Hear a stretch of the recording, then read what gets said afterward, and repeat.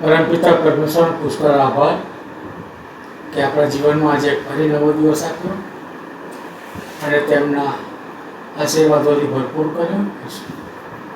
આજના દિવસને માટે આપણે પવિત્ર પુસ્તક બાઇબલમાંથી તેમના પવિત્ર વચનો વાંચવાના છીએ અને વચનો એ તો ગણના અને તેનો 5મો અધ્યાય આપણે વાંચવાના છીએ.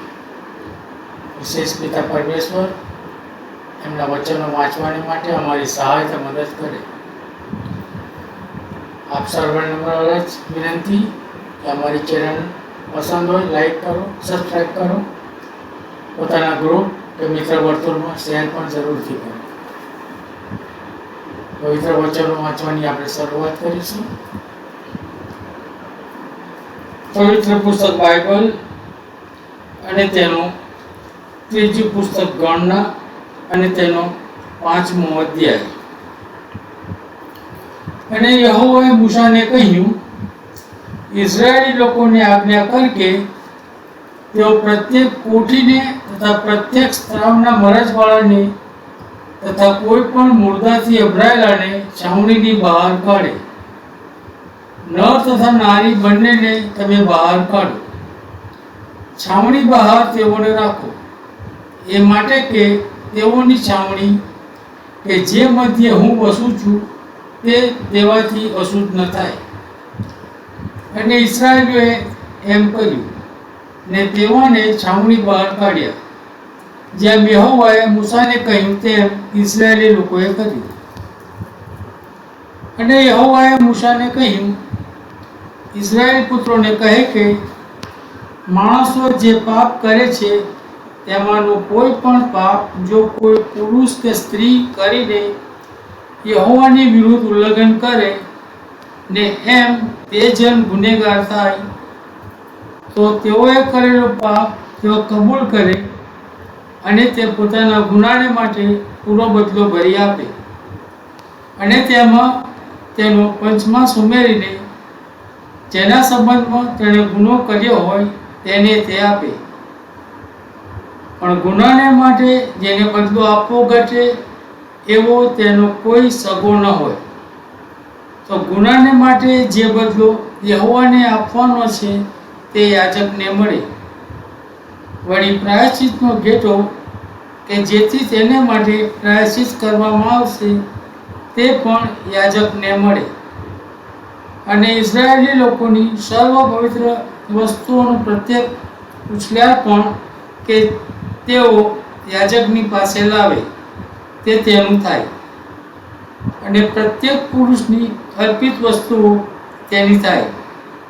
કોઈ પણ પુરુષ જે કંઈ યાજકને આપે તે તેનું થાય.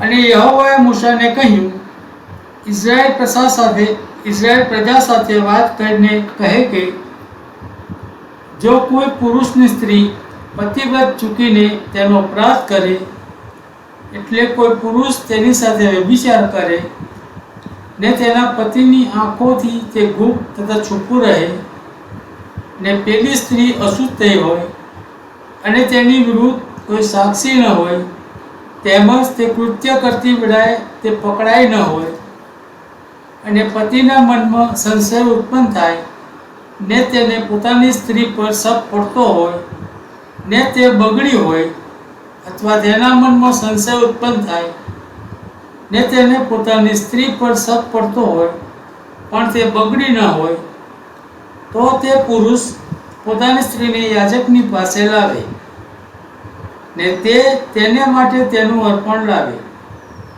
એટલે 1 દશાંશ એફા જવનો મેદો ને તે પર તે કંઈ તેલ ન રેડે, તેમજ તે પર લોબાન ન મૂકે, કેમ કે તે સંશયનું ખાદ્યાર્પણ છે, એટલે અન્યાયની યાદ કરાવનારું સ્મરણદાયક ખાદ્યાર્પણ છે. અને યાજક તેને પાસે લાવીને યહોવાની આગળ તેને રજૂ કરે. અને યાજક માટીના વાસણમાં પવિત્ર પાણી લે ને યાજક મંડપની જમીન પરની કેટલીક ધૂળ પણ લઈને પાણીમાં નાખે અને યાજક તે સ્ત્રીને યહોવાની આગળ રજૂ કરે. ને સ્ત્રીના માથાનો ચોટલો છોડી નખાવે અને તેના હાથોમાં સ્મરણદાયક ખાદ્યાર્પણ એટલે સંશયનું ખાદ્યાર્પણ આપે. અને યાજક કડવું સાપકારક પાણી પોતાના હાથમાં લે અને યાજક તેને પ્રતિજ્ઞા લેવડાવે ને તે સ્ત્રીને કહે કે જો કોઈ પુરુષે તારી સાથે વ્યભિચાર કર્યો ન હોય ને જો તું તારો પતિવ્રત ભંગ કરીને અશુદ્ધ થઈ ન હોય તો આ શાપકારક કડવા પાણીની સત્તાથી તું મુક્ત હો. પણ જો તું તારો પતિવ્રત ભંગ કરીને અશુદ્ધ થઈ હોય ને તારા પતિ સિવાય કોઈ બીજાએ તારી સાથે વ્યભિચાર કર્યો હોય ત્યારે યાજક તે સ્ત્રીને શાપયુક્ત પ્રતિજ્ઞા લેવડાવે ને યાજક સ્ત્રીને કહે તો તારી જાંઘો સડાવી નાખીને તથા તારું પેટ સુઝાવીને યહોવા તને તારા લોકોમાં શાપરૂપ તથા સોગંદરૂપ કરે અને આ શાપકાર પાણી તારા આંતરડામાં જઈને તારા પેટને સુઝાવી દે ને તારી જાંઘને સડાવી નાખે. અને તે સ્ત્રીને કહે આમીન આમીન. અને યાજક એક પુસ્તકમાં એ શાપો લખી લે ને કડવા પાણીમાં તે શબ્દોને ધોઈ નાખે અને તે શાપકારક પાણી પેલી સ્ત્રીને તે પીવડાવે અને શાપકારક પાણી તેના અંગમાં પ્રવેશ કરીને કડવું થશે.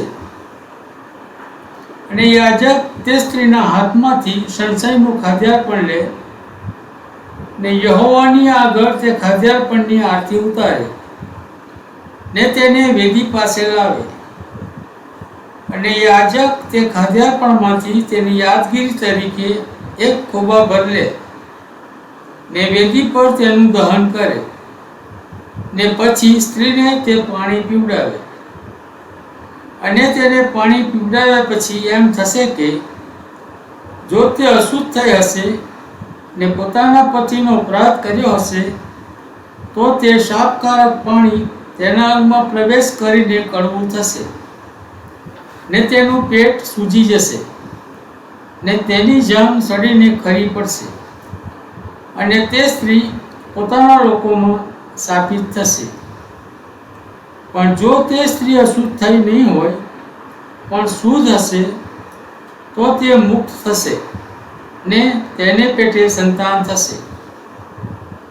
જ્યારે કોઈ સ્ત્રી પોતાનું પ્રતિવ્રત ચૂકી જઈને અશુદ્ધ થાય ત્યારે સંશય બાબતનો નિયમ એ છે અથવા પુરુષના મનમાં સંશય ઉત્પન્ન થયો હોય ને તેને પોતાની સ્ત્રી પર શક આવતો હોય ત્યારે તે યહોવાની આગળ તે સ્ત્રીને રજૂ કરે ને યાજક તેના પર આ સર્વ નિયમ અમલમાં આવે અને તે પુરુષ અન્યાયથી મુક્ત થશે ને તે સ્ત્રીને માથે પોતાનો અન્યાય રહેશે. પ્રભુ આ વાંચેલા વચનોને પુષ્કળ આશીર્વાદ કરો.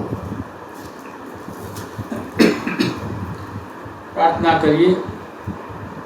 પવિત્ર પવિત્ર પવિત્ર સૈન્યના દેવ યહોવા બાપ, તમારો આભાર તો ઉપકાર માનીએ છીએ કે સવારથી અત્યાર સુધી તમે અમને સાચવ્યા છે, સંભાળ્યા છે, બચાવ્યા છે, અમારી સહાયતા મદદ કરી છે તથા અમારા રોજિંદા જીવન માટે જોઈતા સગળા સારા માને તમે તમારા અખૂટ ભંડારમાંથી પૂરા પાડ્યા છે. એ સગળી બાબતોને માટે અમે તમારો પુષ્કળ આભાર તો ઉપકાર માનીએ છીએ. આજના દિવસે અમે તમારા પવિત્ર પુસ્તક બાઇબલમાંથી જે વચનો વાંચ્યા છીએ એ વચનો અમે વાંચી અને તેને મૂકીને દઈએ અને ભૂલી ન જઈએ, પણ એ વચનો અમે અમારા જીવનમાં ઉતારીએ અને પ્રભુ પિતા અમે તમારી સમક્ષ આવીએ એવી કૃપા તમે થવા દો. એ વચનો સમજવાની માટે અમારી સહાયતા મદદ કરો. શ્રોતાજનોમાં જે કોઈ ભાઈ કે બહેન આ વચનો સાંભળે તેઓને પણ એ વચનો સમજવાની માટે અને પોતાના જીવનમાં ઉપયોગી બનાવવા માટે તમે સહાયતા મદદ કરશો.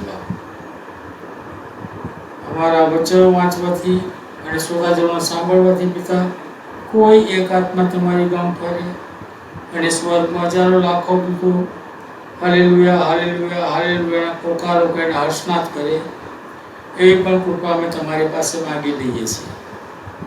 વિશેષ પિતા, તમારો આબો ખૂબ જ નજીક છે અને તમારા કહ્યા પ્રમાણે અત્યારે પૃથ્વી ઉપર ઠેક ઠેકાણે લડાઈઓ ચાલી રહી છે, ધરતીકંપ થઈ રહ્યા છે, અસહ્ય તાપ પડી રહ્યો છે, વાવાઝોડા વરસાદથી તબાહી મચેલી હોય છે. ત્યારે પિતા, આ સગળી બાબતોમાં તમારા વચનો પ્રમાણે અમે ડરી ન જઈએ, પણ સ્થિર રહીએ, ડરપોક ન બનીએ અને તમારી હુઝુરમાં અમે અડીખમ ઊભા રહીએ. તેને માટે પણ તમે મારી સહાયતા મદદ કરો. તમારો આવવું ખૂબ જ નજીક છે અને તમે ક્યારે આવશો તે અમે જાણતા નથી, પણ જ્યારે પણ તમે આવો ત્યારે પિતા, અમે તમને મળવાને માટે તૈયાર હોઈએ. તેને માટે તમે અમને તૈયાર કરો. અમારી સહાયતા મદદ કરો, અમારી સાથે પાસે રહો. ભારત દેશ અને તેના રાજનેતાઓને પ્રભુ પિતા તમારી સમક્ષ લાવીએ છીએ. આ રાજનેતાઓને તમે બુદ્ધિ જ્ઞાન પણ આપો બાપ, અને આ દેશ પ્રભુ પિતા ચલાવવાને માટે તેઓની સમજશક્તિ પૂરી પાડો. અમારા દેશ અમેરિકાને પણ અમે તમારી સમક્ષ લાવીએ છીએ. અમારા દેશને, અમારા દેશના લોકોને, અમારા દેશના રાજનેતાઓને પિતા તમે આશીર્વાદિત કરો.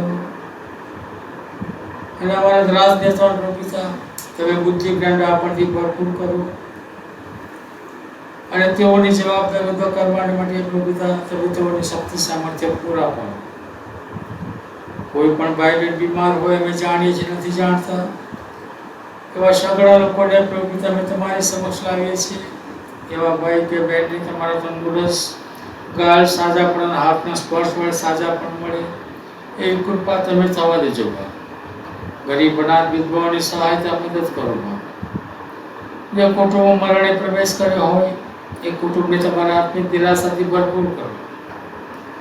સ્વજનના જવાથી કુટુંબ જે ખોટ પડી હોય એ ખોટ સહન કરવાને માટે પણ પ્રભુતા એ કુટુંબની તમે સહાયતા મદદ કરો. અમારી આ સગડી અરજો કરો છો વિનંતીઓ પ્રભુતા અમે તમારી સમક્ષ લાવીએ છીએ.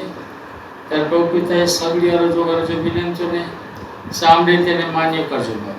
અમારી આ પ્રાર્થનાઓ અમે તમારા પુત્ર અમારા પ્રભુ ઈસુ મસીહના નામમાં તમારી સમક્ષ લાવીએ છીએ પિતા.